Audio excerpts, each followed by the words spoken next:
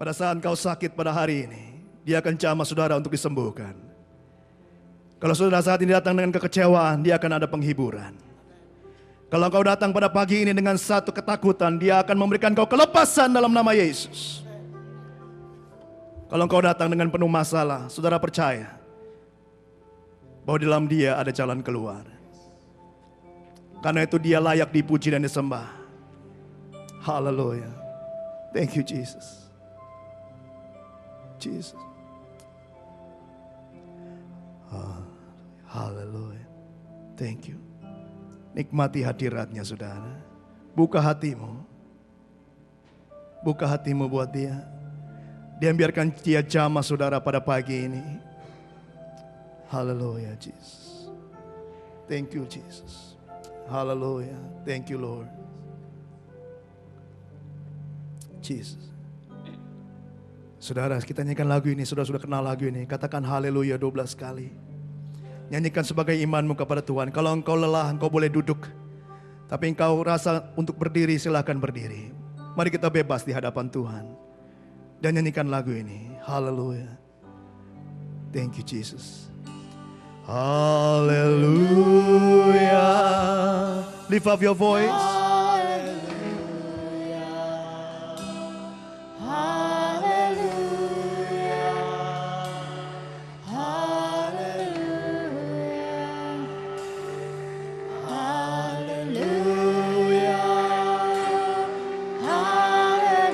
Lift up your voice. He is here. Dia ada di sini. Haleluya. Haleluya.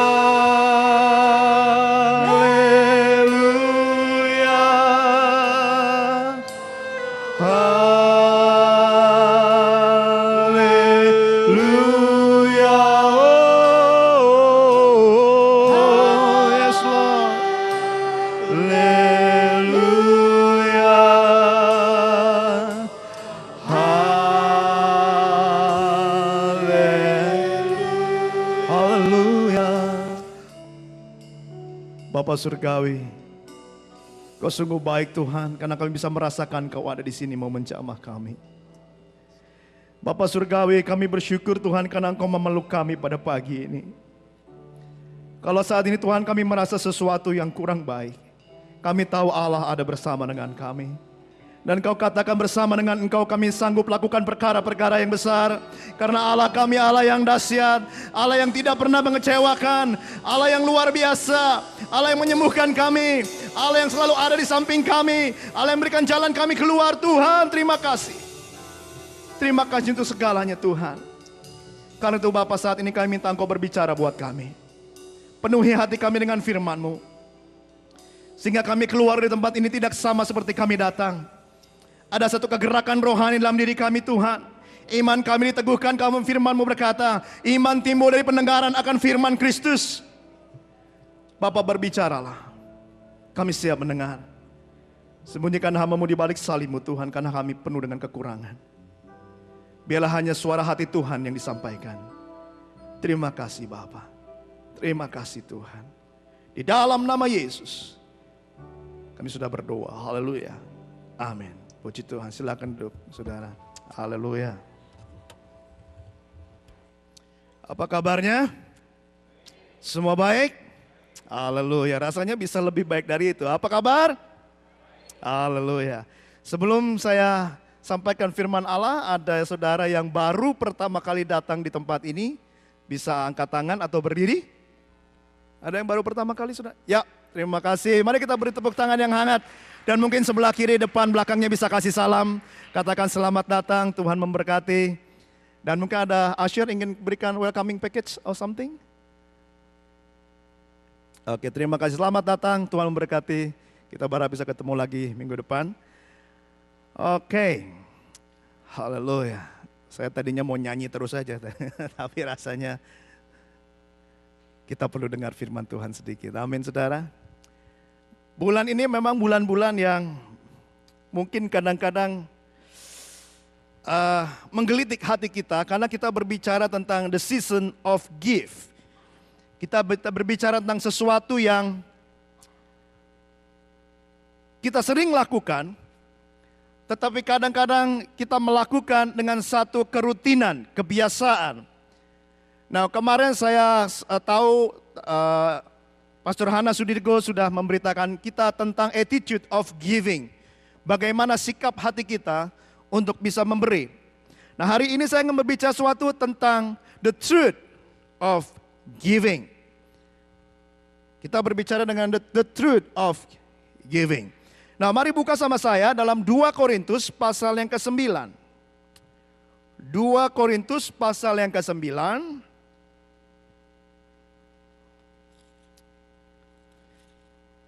2 Korintus pasal yang ke-9 ayat yang ke-6 dan yang ke-7. Oke. Yang sudah dapat bilang amin.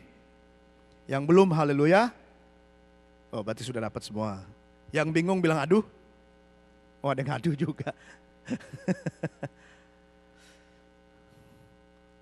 2 Korintus 9 ayat yang ke-6 sampai yang ke-7. Saya bacakan buat saudara-saudari. Begini firman Allah. Camkanlah ini. Kalau kita dengar dalam firman Tuhan kata camkanlah ini, berarti Allah serius tentang hal ini. Tuhan serius tentang hal ini. Rasul-rasul serius tentang hal ini. Penting. Sesuatu yang perlu dipikirin. Sesuatu yang perlu diingat. Karenanya itu Alkitab bilang camkanlah hal ini. Dengar baik-baik. Haleluya. Jangan cuma dibaca. Lihat. Dan dengarkan dengan hati kita. Buka kerohanian kita. Camkanlah ini. Dia bilang begitu. Orang yang menabur sedikit akan menuai sedikit juga. Dan orang yang menabur banyak akan menuai banyak juga. Make sense ya? Orang yang menabur sedikit, menuai sedikit. Orang yang menabur banyak, menuai banyak juga. Hendaklah masing-masing memberikan menurut kerelaan hatinya, jangan dengan sedih hati atau dengan paksaan. Kalimat selanjutnya yang penting. Sebab, kenapa mesti dicamkan? Kenapa bisa ada satu matematika seperti itu, menabur sedikit, menabur banyak, menuai banyak? Kenapa harus dengan kerelaan hati, jangan dengan sedih dan dengan paksaan? Sebab Allah mengasihi, waduh kalimatnya berat. Allah mengasihi orang yang memberi dengan apa? Sukacita. Pertanyaan yang sering ada dalam pikiran kita kalau kita mau memberi, saudara. Kadang-kadang kita tanya, mengapa sih kita harus memberi? Mengapa kita harus memberi? Saya nggak bicara soal uang doang ya. Kadang-kadang kalau udah ngomong soal giving, uang lagi. Gereja ngomonginnya uang melulu. Nah, belum tentu saudara. Memberi itu nggak cuma uang. Right? Memberi itu nggak cuma uang. Memberi nggak cuma perpuluhan. Memberi bisa tenaga, pikiran, perhatian, penghiburan, dorongan, bantuan, pelayanan, dan sebagainya. Right? Pertanyaan kenapa kita harus memberi? Mungkin kita tanya juga, apakah memberi sebuah keharusan? Apakah persembahan setiap minggu harus? Apakah melayani harus? Apakah perpuluhan harus? Apakah kita menghibur orang harus? Mungkin ditanya lagi, bukankah kalau kita memberi keuntungannya buat orang lain bukan buat saya? Bukankah kalau saya melayani orang lain yang dilayani bukan saya? Kenapa saya harus memberi? Atau kita tanya juga, mengapa kita harus membagi apa yang kita punya bagi yang membutuhkan? Kenapa kita harus bagi? Kan saya yang kerja keras, saya yang punya skill. Kenapa saya harus bagi dengan orang lain? Atau kita mau memberi, kalau saya memberi, berapa yang harus saya beri? 50%? 10%? Atau seluruh waktu saya? Seluruh keahlian saya? Berapa yang harus saya beri? Kepada siapa saya harus memberi? Itu pertanyaan selalu ditanyakan oleh orang-orang. Selama saya melayani secara full time dalam gereja Tuhan, yang datang kalau udah ngomong soal giving, orang tanya selalu, kenapa saya harus memberi, berapa saya harus beri, salah nggak kalau saya memberi ke sini, salah nggak saya harus memberi ke sana. Pertanyaan-pertanyaan itu saudara, dengar baik ini. Saya berharap saudara buka hati saudara, karena kita hari ini nggak makan susu, tapi kita mau makan sedikit roti yang dicelup susu. Ya, roti yang dicelup susu. Kalau susu terus nggak tumbuh gigi. Right? Sekarang roti dicelup susu. Jadi buka hati saudara, terima firman Allah. Dan kita mungkin bertanya, saya sering dapat pertanyaan begitu, baik di mana di Indonesia saya sering ditanya, anak muda datang, berapa sih yang harus saya beri? Kapan saya harus memberi? Pertanyaan itu saudara. Tetapi pertanyaan itu dengar baik, adalah bersifat legalistik. Sekali lagi ya. Kalau kita mempertanyakan, kenapa saya harus memberi? Bukankah memberi itu satu keharusan buat saya? Kepada siapa saya harus membeli? Berapa saya harus memberi? Itu pertanyaan legalistik. Kalau kita masih mempertanyakan hal itu, berarti kita masih hidup di bawah hukum Taurat. Bukan by grace. Jadi tema kita adalah pada tahun ini, by God's grace we serve, by God's grace we give, by God's grace we comfort people. Tapi kalau kita masih mempertanyakan berapa banyak, kepada siapa, mengapa harus memberi, kita masih hidup di bawah hukum Taurat. Karena kita takut kalau saya nggak memberi, oh mungkin saya dihukum Tuhan. Tetapi saudara kalau baca Alkitab, Allah memberikan bukan jawaban-jawaban ini saudara sebenarnya. Tidak menekankan kepada ini. Tetapi dalam Alkitab Allah tidak menjelaskan panjang lebar tentang mengapa harus memberi, di mana dan kepada siapa kita harus memberi. Tidak, seluruh Alkitab tidak menceritakan tentang memberi tok. Tetapi dari Kejadian sampai Wahyu, inti utama dari Alkitab adalah siapa saudara, sehingga saudara bisa memberi, bukan harus memberi. Sekali lagi ya. Seluruh Alkitab menceritakan bahwa siapa saudara, sehingga saudara bisa memberi. Who we are. Siapa kita. Instead of, kamu harus ini, harus itu, harus ini, harus itu. Kalau itu yang kau lakukan, kita masih berada di bawah hukum Taurat. Saudara, di dalam Alkitab saudara, ada keyword. Setiap Alkitab, setiap bacaan itu ada keywordnya. Setiap pasal itu ada keyword. Nah, dari semua keyword, luar biasa ini. Kata believe menjadi keyword, bukan kata believe-nya ya, tapi believe menjadi keyword dalam Alkitab. Itu 272 kali. Cuma. Kata love di dalam Alkitab terjadinya 714 kali. Lebih gede ya. Kata pray, berdoa, di dalam Alkitab terjadi 371 kali. Nah sekarang saya mau tanya, kira-kira berapa kali kata give itu terjadi dalam Alkitab? Menjadi kata kunci. Ada yang mau jawab? Dikasih permen? Berapa kali kira-kira? Hah? 100? Kata give itu terjadi 2162 kali. Bukan kata give-nya loh, tapi kata give menjadi kunci utama dari ayat itu. Kalau kita menginterpretasikan Alkitab, waktu saya dulu di sekolah Alkitab, belajar yang namanya hermeneutik, salah satu aturannya begini. Kalau satu kata kunci itu diulang berkali-kali dalam Alkitab, berarti dia memegang peranan penting dalam keseluruhan kebenaran Bible. Itu aturan pertama, aturan di dalam hermeneutik. Dalam mempersiapkan khotbah, meneliti Alkitab. Dalam preaching, kalau kita ketemu kata love lebih banyak dari yang lain, berarti kata itu merupakan kata terpenting di dalam seluruh kebenaran Alkitab. Ada 2162 kali saudara. Jadi sebenarnya Allah mengajarkan banyak tentang give, give, and give, and give. Bahkan Yohanes 3 ayat 16 bilang apa? Karena begitu besar kasih Allah sehingga Allah memberikan anaknya. Dia kata give. Saya melenceng sedikit. Minggu lalu saya khotbah di RCC. Oh, bukan minggu lalu. Minggu lalunya, minggu pertama. Kita berbicara tentang divine gift. Satu kebenaran yang saya temukan begini. Di dalam Alkitab tidak pernah ditemukan kata Allah mempersembahkan. Umatnya yang mempersembahkan. Allah selalu memberi. Kata mempersembahkan hanya digunakan oleh manusia kepada Tuhan. Kata memberi selalu dipergunakan oleh Allah kepada manusia.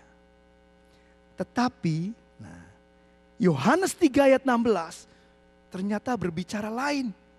Kata memberi yang Allah pakai di situ adalah kata yang sama digunakan, yang diterjemahkan dengan mempersembahkan. Sudah mengerti maksud saya? Jadi Allah melakukan extra mile dari apa yang dia harus lakukan, bukan dia harus, memberikan extra mile dari apa yang dia lakukan biasanya, memberi, tapi kepada Yesus dia bilang, aku mempersembahkan Yesus kepada manusia. Can you imagine that? More than give. Karena itu saudara, kata memberi yang sebenarnya dalam Alkitab, kita kepada Allah, bukan memberi, tapi mempersembahkan sesuatu kepada Tuhan.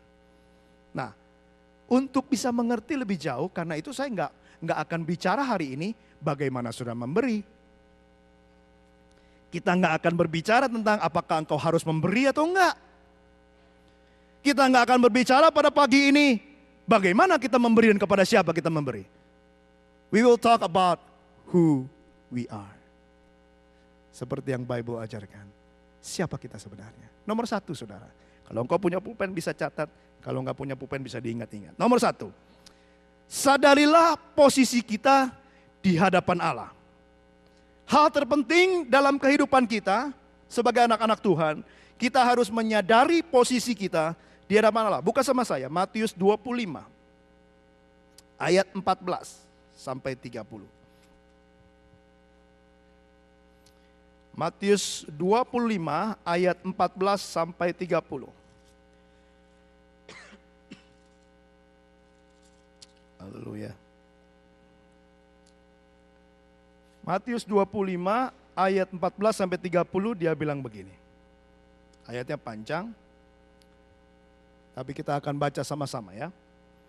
Yang sudah dapat bilang amin. Yang belum haleluya. Nggak ada. Oke, kita baca ya. Sebab hal kerajaan sorga sama seperti seorang yang mau bepergian ke luar negeri, yang memanggil hamba-hambanya dan mempercayakan hartanya kepada mereka. Saudara perhatikan kalau Alkitab mau digarisbawahi, kalau sudah senang Alkitabnya digarisbawahi, garisbawahi kata mempercayakan. Dia tidak memberikan, mempercayakan. Hartanya kepada mereka. Yang seorang diberikannya 5 talenta, yang seorang lagi 2, dan yang seorang lagi 1. Masing-masing menurut kesanggupannya. Lalu ia berangkat. Segera pergilah hamba yang menerima 5 talenta itu. Ia menjalankan uang itu lalu beroleh laba 5 talenta. Hamba yang menerima 2 talenta itu pun berbuat demikian juga dan berlaba 2 talenta. 100% masing-masing. Tetapi hamba yang menerima 1 talenta itu pergi dan menggali lubang di dalam tanah, lalu menyembunyikan uang tuannya.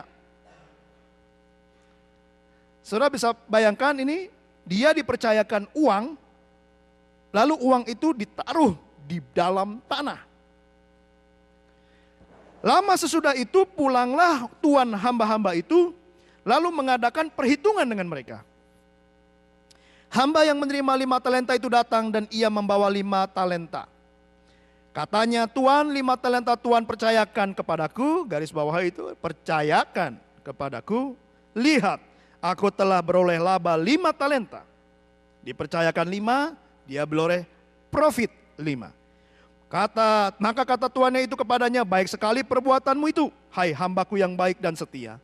Engkau telah setia dalam perkara yang kecil. Aku akan memberikan kepadamu tanggung jawab dalam perkara yang besar. Right? Kamu setia dalam perkara yang kecil, Aku akan memberikan perkara yang besar. Menabur sedikit, menuai sedikit. Menabur banyak, menuai banyak. Menabur besar, menuai besar. Masuklah dan turutlah dalam kebahagiaan Tuhanmu. Lalu datanglah hamba yang menerima 2 talenta itu, katanya, Tuhan, 2 talenta Tuhan percayakan kepadaku. Percayakan kepadaku. Lihat, aku telah beroleh laba 2 talenta. Maka kata tuannya itu kepadanya, baik sekali perbuatanmu, hai hambaku yang sebaik dan setia. Sama dia ngomong dengan yang punya profit 5. Profit 2, profit 5 sama.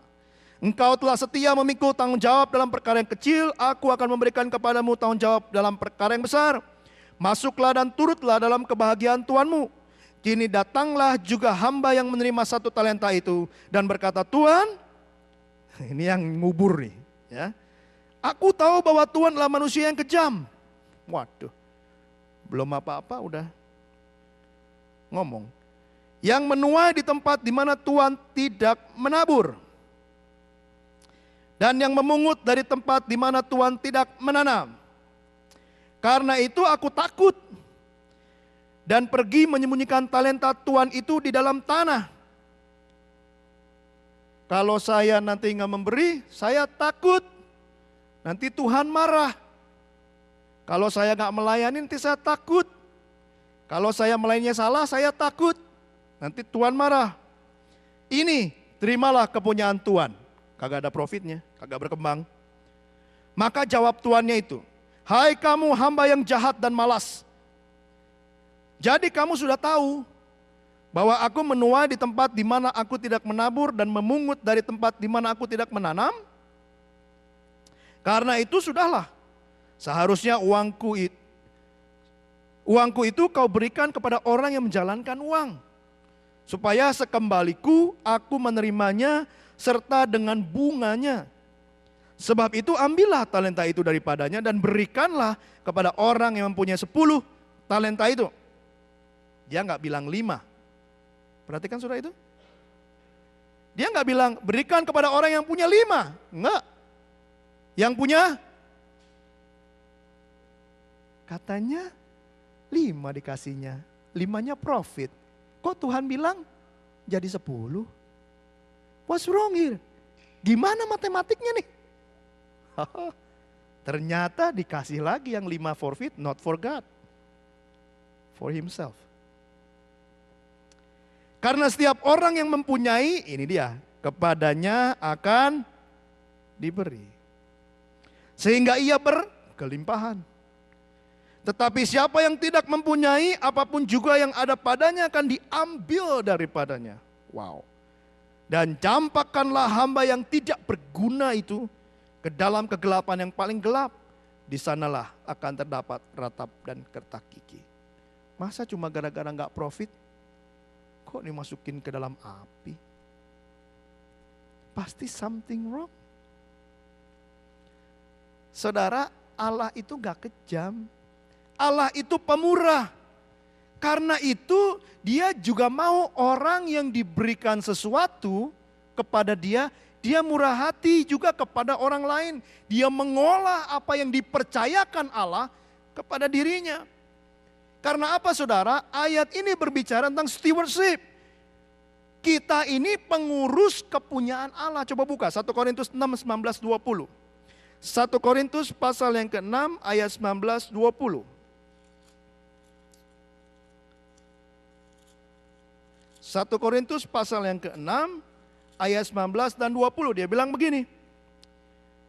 Atau tidak tahukah kamu bahwa tubuhmu adalah bait Roh Kudus yang diam dalam kamu, Roh Kudus yang kamu peroleh dari Allah, dan bahwa kamu bukan milik kamu sendiri, sebab kamu telah dibeli dan harganya telah lunas dibayar. Karena itu muliakanlah Allah dengan tubuhmu. Jadi saudara, maksudnya begini. Saudara bukan pemilik hidup saudara sendiri. Saudara bukan milik saudara sendiri. Harta saudara bukan milik saudara. Talenta saudara bukan milik saudara sendiri. Kehidupanmu bukan milikmu lagi. Mobil yang saudara punya bukan milik saudara lagi. Rumah yang saudara punya bukan milik saudara lagi.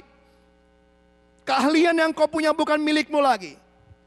Karena Tuhan mempercayakan kepada saudara sesuatu. Jadi kita ini bukan owner, kita steward. Benar ya baca ya? Steward. Apa sih? Pengurus. Kita bukan yang memiliki, kita yang mengurus. Haleluya. Nah, saya mau tunjukkan apa bedanya pemikiran orang owner sama steward. Coba lihat sini. Kalau owner, nah, yang atas nggak kelihatan ya. Ini owner, yang belah sini owner, yang belah tanah steward. Jadi kalau owner dia mikir begini, my material resources belong exclusively to me. Itu owner, betul ya? Kalau saudara punya perusahaan kan bilangnya gitu, this is my company, exclusively for me. Itu mentality owner. Tapi kalau steward enggak mikirnya, my resources belong to God, who is the owner of all things. Kalau saudara nggak percaya dengan kalimat ini, saudara bisa buka tadi di rumah, Mazmur 24 ayat 1, Mazmur 50 ayat 10 sampai 12, Kronikal itu, Tawarikh 29 ayat 11 sampai 12, dan Deuteronomi itu Ulangan 8 ayat 18. Saudara baca di situ, he has temporarily entrusted these resources to me. Itu orang yang punya mentality steward. Kalau owner, I may use my resources however I wish. Saya bisa gunakan apa aja yang saya punya, buat apa aja terserah saya. Tapi orang steward, dia bilang begini dalam mentalitinya, I should use God's resources to advance His priority. Advance His priority. Itu yang mentality orang-orang yang steward. Prioritas Tuhan apa? Itu yang saya pakai. Yang terakhir saudara, kalau owner, I am not accountable to anyone else for how I use my resources. Saya nggak bertanggung jawab kepada siapapun bagaimana saya menggunakan uang, harta, talenta, keahlian, skill, pelayanan, waktu. Saya nggak accountable to anyone. Tapi kalau steward, I will give an account to God for how I use His resources, not for salvation, but for reward.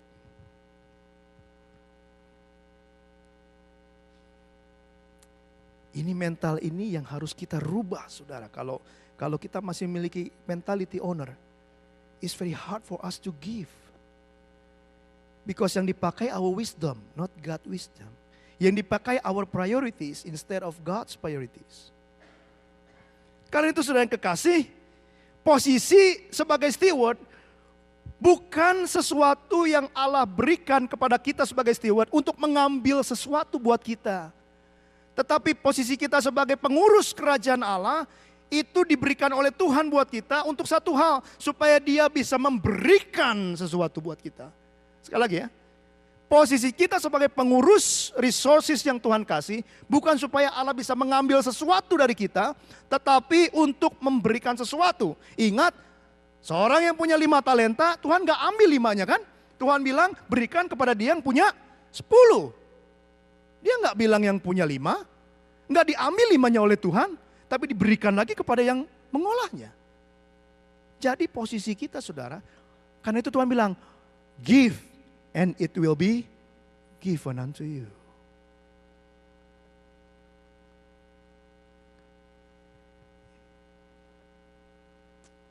Saya sengaja berhenti dulu supaya saudara bisa ngendep di dalam. Tapi ngendepnya jangan begini.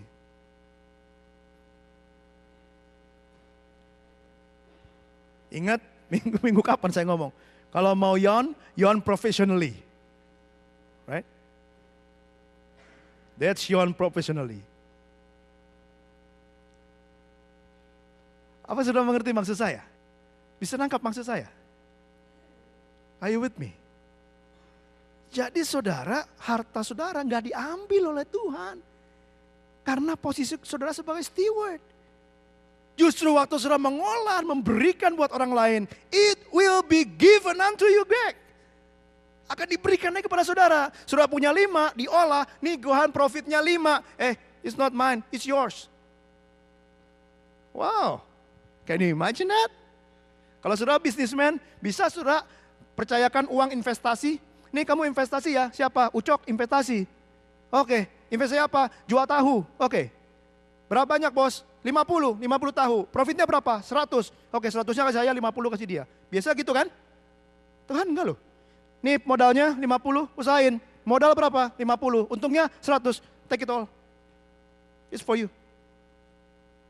Work on it again. Kerjain lagi. 150. Balik lagi dia tahun depan. Berapa? 150. Sekarang 300 bos. Take it all. Tuhan gak pernah ambil. Never take something for you. He gives something for you. Wow. Amazing. Our God is amazing. Allah kita luar biasa. Sering kita saudara salah mengerti Allah bahwa Tuhan mau ngambil something dari saudara. Ayo kasih saya. Kasih saya. Perpuluhan, persembahan, talenta, waktu. Kasih saya. Ayo, saya Tuhan loh. Kasih. Ayo. Kalau nggak kasih tak pentung Ayo. Ayo kasih saya. Enggak, Tuhan kita buka begitu Matius bilang lain. Kita ini teman sekerja Tuhan dalam 1 Korintus 3:9, coba lihat ini. Teman sekerja Tuhan kita ini. Magic saya masih jalan. 1 Korintus 3:9, karena kami adalah kawan sekerja Allah, kamu adalah ladang Allah, bangunan Allah.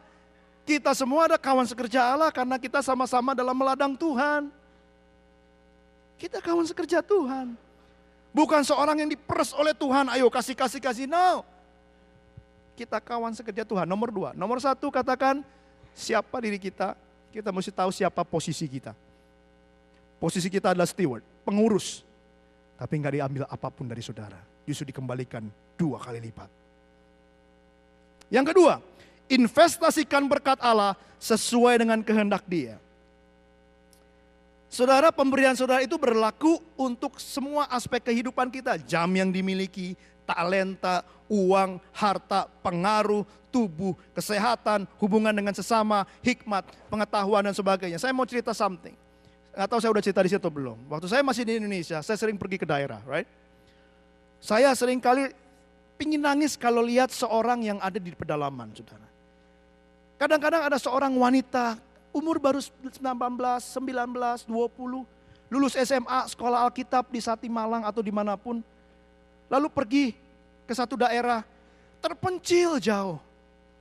Dia tinggalkan orang tuanya, dia tinggalkan mungkin pacarnya, dia tinggalkan rumahnya. Mungkin dia orang kaya sudah di satu daerah, tapi dia rela serahkan hidupnya pergi. Dia tinggalkan segalanya, mungkin dia punya asuransi kesehatan, dia tinggalin. Because God calls me there. Dia berikan segalanya. Dia investasikan hidupnya sesuai dengan kehendak Allah. Bukan dengan prioritas pribadi dia. Dia tinggalkan semuanya. Dia dedikasikan kepada kehendaknya, rencananya, jalan-jalan Tuhan. Nilai-nilainya, prioritas Tuhan. Dia tinggalkan semuanya, dia serahkan semuanya buat Tuhan. Karena itu saudara, coba kita lihat dalam Kisah Rasul 20 ayat 25. Dia bilang begini, Kisah Rasul 20 ayat 25. Dalam segala sesuatu telah kuberikan contoh kepada kamu.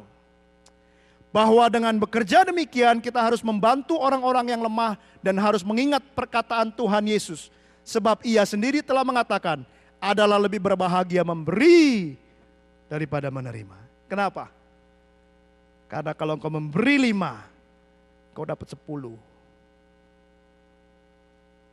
Bukan memberi 5, kembali 5 modal. Karena kalau kita memberi, it will be given unto you. Dikembalikan buat saudara. Karena kita investasikannya sesuai dengan kehendak Tuhan, saudara. Sesuai dengan rencana Tuhan. Kita investasikan berkat kita di dalam kerajaan Allah dan sesuai kehendak Tuhan. Bukan menurut pikiran kita sendiri. Yang ketiga, yang terakhir. Nah, kalau pendetanya udah bilang yang terakhir, semua gini. ulang. Yang ketiga, latihlah karakter memberi. Kita tahu posisi kita tahu where we have to invest that blessing. Now, kita mesti latih karakternya sekarang dengan memberi itu. Karena itu siapa kita? Nomor satu karakter apa? Iman, saudara. Iman selalu berhubungan dengan pemberian. Salah satu hal, saudara, yang perlu kita mengerti, perasaan aman kita bukan terletak pada harta kita. Saya rasa semua mengerti itu kan. Banyak firman diberikan. Tapi kepada Tuhan. Dan salah satu yang menghalang keberanian untuk menyatakan dirinya ada sebagai seorang steward adalah ketakutan kita. Coba renungkan baik-baik. Saya waktu tulis ini, saudara, sambil berdoa saya tulis, saya ketik. Saya mikir, benar nggak ya? Is it true? Saya coba ingat-ingat firman Allah dari Kejadian Wahyu. Benar nggak ya? Saya renungkan ada 5-6 menit. Saya renungkan. Coba saudara renungkan dengan saya. Salah satu yang membuat kita tidak mau memberi waktu, tenaga, pikiran, perasaan, semuanya itu gara-gara kita takut. Takut. Takut uangnya habis. Takut waktunya habis. Takut kesehatannya habis. Listen. Ingat sekali lagi ya. Hari ini makannya roti dicelup susu. Right? So, cium pelan-pelan, buka hati saudara, dan nikmati saudara. Listen carefully, dengar baik. Apakah perasaan takut kita sesuai dengan firman Allah dalam Matius? Yang punya 1 talenta? No. Kenapa? Ketakutan kita untuk kehilangan uang kita karena kita memberi. Dibuktikan oleh firman Allah, no, karena kamu punya 5, aku berikan 10 buat kamu. Kamu punya 2, aku berikan 4 buat kamu. Kau punya 1 tetap 1, berikan kepada yang 10, bakar dia dalam api. Kan jadi salah ketakutan kita, right? Ketakutan kita seharusnya kalau saya tidak memberi, kita tidak nggak mau ngolah sesuatu, I'm not doing my job. I'm not doing my position as a steward of God. Kalau kita mengarah kepada Matius tadi. Karena itu saudara, saya ingin mengajak saudara kita merubah paradigma kita sedemikian rupa. Iman nomor 1. Perlu tahu bahwa Allah bekerja dalam segala sesuatu. Sir Henry Taylor, dia dari satu majalah namanya New Beginnings, dia bilang begini. He who gives what he would as readily throw away, gives without generosity. For the essence of generosity is in self-sacrifice.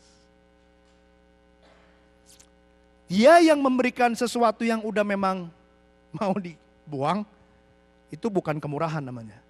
Karena inti dari pemberian itu adalah pengorbanan diri kita sendiri. Waktu saya melayani homeless saudara di Indonesia, tiap pagi hari Sabtu jam 6 kita udah ngoles roti. Herni seringkali bilang begini, well, kalau kita ngoles roti, we need to ngoles yang the best. Kalau kita motong roti, we need to cut it the best. Kalau kita masukin plastik, kita staples the best.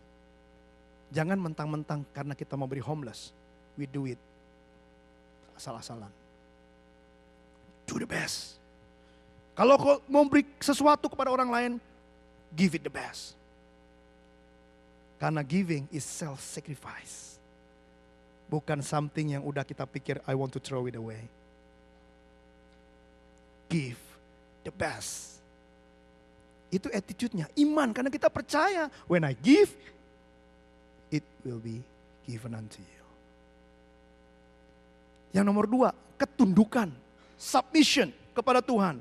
Kepatuhan kepada otoritas Allah, sifat ketuhanan Allah. Sifat Allah adalah owner dari segala sesuatu. God's kingdom ada dalam dunia ini dan kita yang mengelolanya saudara. Mengelola tenaga kita, mengelola pikiran kita, mengelola talenta kita, mengelola mobil kita, rumah kita, harta kita, waktu kita, skill kita, kita kelola semuanya sebagai steward untuk kemuliaan Tuhan. Kalau pertanyaan owner begini, kalau tentang submission, can I afford it? Waktu suruh ngolah, ditanya, can I afford it? Dihitung-hitungan. Tapi seorang steward, dia akan tanyanya lain. How will this affect my ability to advance God's purposes? Bagaimana ini akan mengaruhi saya, kemampuan saya untuk melakukan sesuatu dalam kerajaan Allah kepada tujuan Tuhan. Nomor 1, karakter iman mesti ditingkatkan. Nomor 2, submission kepada Tuhan yang empunya segala sesuatu. Yang ketiga, ucapan syukur.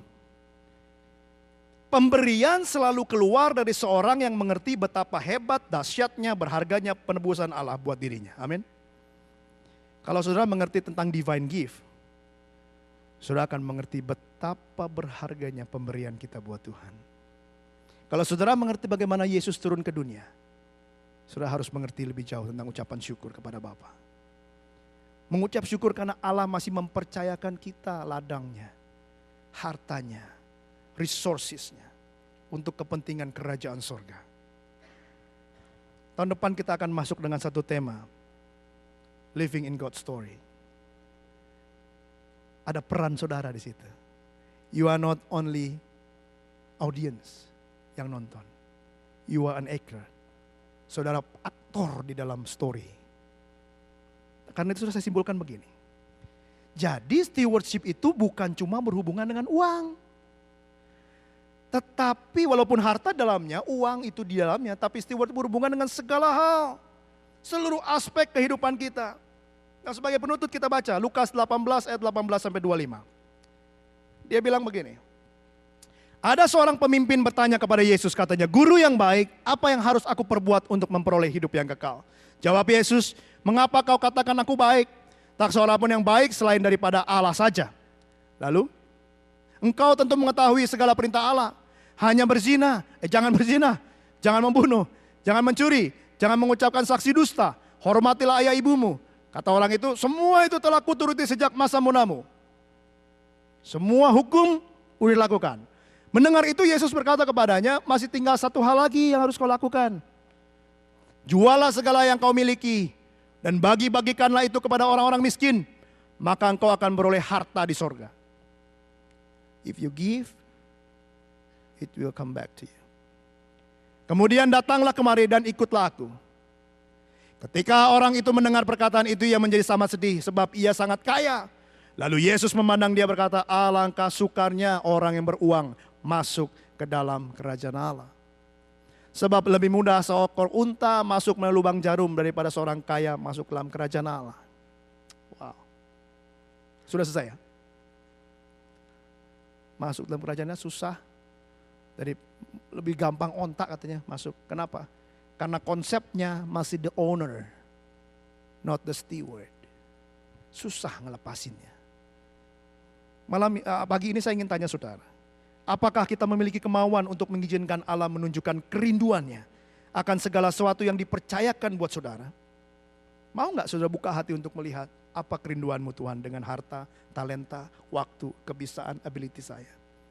Apakah saudara berkata, "Tuhan, saya menyerahkan diri saya kepadamu dan menyerahkan semua yang ada padaku kepadamu untuk menggenapi kehendak-Mu"? Where are you and who you are? Saya berharap firman ini bisa sedikit menggoyang kehidupan kita masing-masing. Membukakan sesuatu. We are not the owner, we are the steward. Mari kita bangkit berdiri bersama-sama. Haleluya.